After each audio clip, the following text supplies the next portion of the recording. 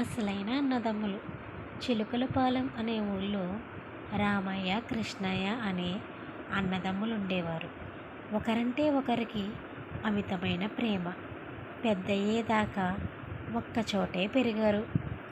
పెళ్ళిళ్ళయి తల్లిదండ్రులు చనిపోయాక వివిధ కారణాల వల్ల ఇష్టం లేకపోయినా వేరువేరు కాపురాలు కొనసాగించారు.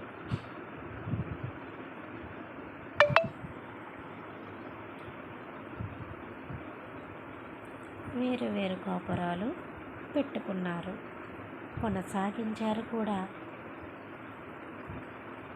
ఉన్న పొలంలో ఇద్దరు చెరిసగం చేసుకున్నారు.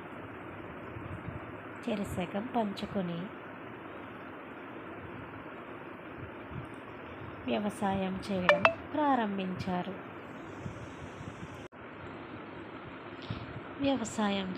ప్రారంభించారు. అయితే అన్నయ్యకు పిల్లలు లేరు. రేపటి కోసం వెనకోసుకోపోతే ఇబ్బందులు పడతాడని అనే భావనతో తన పొలం పండగానే 20 బస్తాల ధాన్యాన్ని తీసుకెళ్ళి ఎవరికీ తెలియకుండా అన్నధాన్యపు కొట్టులో పోసేవాడు కృష్ణయ్య. రామయ్యకు తమ్ముడంటే అంతే ప్రేమ. అందుకే మేము ఇద్దరమే ఉంటాం. తమ్ముడికి 3 పిల్లలు. వాళ్ళు చేతికొచ్చేంత వరకు సంసారాన్ని ఎలా ఈదుకొస్తాడు అనుకుంటూ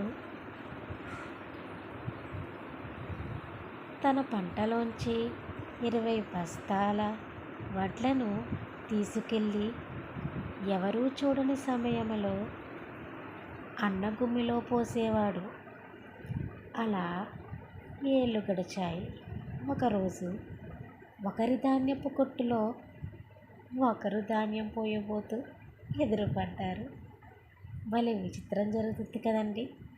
అలా జరుగుతున్న విషయం తెలుసుకున్న అన్నదమ్ములిద్దరూ ఆనందాశ్చర్యానికి గురయ్యారు.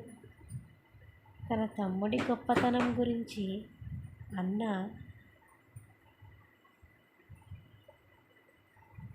అన్నయ్య ప్రేమ గురించి తమ్ముడు ఊళ్ళో వాళ్లకు చెప్పడంతో అన్నదమ్ములంటే రామయ్య, కృష్ణ ఎలా ఉండాలంటూ